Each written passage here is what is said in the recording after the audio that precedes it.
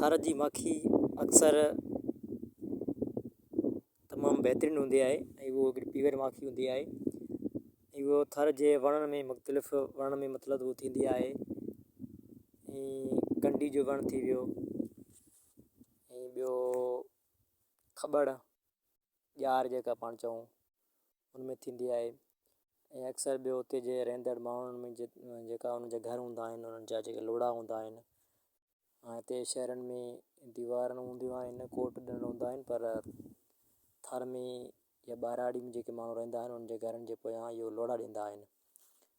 माना हिकिड़े दीवार जेतिरा ई हिकिड़ा लोड़ा माना उहो काठियुनि मां उहो काठियूं लॻाए ऐं पोइ उन जे पोयां लोड़ा ॾिना वेंदा आहिनि। त उनजे अंदरि बि उहा माखी थींदी आहे, पर अक्सर वणनि जे अंदरि थींदी आहे। पर अचो त मां तव्हांखे हिते ॾेखारियां थो कि वण में खॿड़ जे वण में ॼार में ऐं हिकिड़ी माखी वेठी आहे ऐं तमामु घणे तइदाद में हिते मखियूं आहिनि। ऐं इहो माखी तमामु वॾी ॾिसण में बि अचे ऐं तमामु हिन माखी जो तइदादु घणो ॾिसण में पियो अचे। ऐं अचो त मां तव्हांखे ॾेखारियां त माना इहो थर में ऐं इहो ॼार जे वण में माखी कीअं हूंदी आहे। हीअ सामी जेका इहो नज़र अचे पई इहा माखी आहे। इहो नंढियूं तमामु मखियूं आहिनि। इहो तमामु वॾो वण जो जेको असां मानारो आहे, इहो खॿड़ जो वणु आहे ऐं हिन खॿड़ जे वण जे अंदरि इहो माखी ॾिसण में पई अचे। इहो त पाण वेझी करे ॾिसूं था कि माखी केतिरे तइदाद में आहे हिते।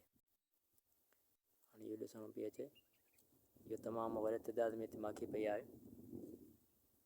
ऐं इहो जेका मखियूं आहिनि इहो तमामु ख़तरनाक मखियूं आहिनि। इहो छितियूं मखियूं आहिनि, पर हिते जा माण्हू जेके आहिनि उहो हिननि खे जेका माखी खे छाणींदा आहिनि, हिननि खे साफ़ु कंदा आहिनि, उन्हनि वटि तजुर्बो आहे। उहो हिन जे हेठि बाहि ॿारे ऐं उन मां धुओं कंदा आहिनि। पोइ धुएं जे ज़रिए माना इहे माखियूं कमज़ोर थींदियूं आहिनि ऐं इहो अंधियूं थी वेंदियूं आहिनि ऐं पोइ मानारो छॾी भॼी वेंदियूं। ऐं पोइ उहे माण्हू हिन मानार खे खणी हिन मां जेका निज माखी आहे उहो चूसे कंहिं कपिड़े मां अलॻि करे वठंदा आहिनि। पोइ इहो तमामु क़ीमती आहे। इहो मुख़्तलिफ़ बीमारियुनि जे लाइ बि इहो इस्तेमालु थींदी आहे।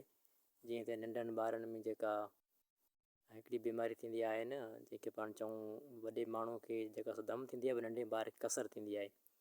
ऐं जेकॾहिं कसर वारे ॿार खे जेकॾहिं माखी जेको ढक जेकॾहिं हुनखे ॾिनो वञे त हुनखां वधीक को ॿियो इलाजु कोन्हे। ऐं हुन ॿार खे वरी जेको असां उहो कसर जी बीमारी कोन थींदी। ऐं इहो माखी तमामु हिकिड़ी क़ीमती शइ आहे। ऐं इहो जेको थर में अक्सर आम तौर ते इहो नेचुरली मिलंदी आहे।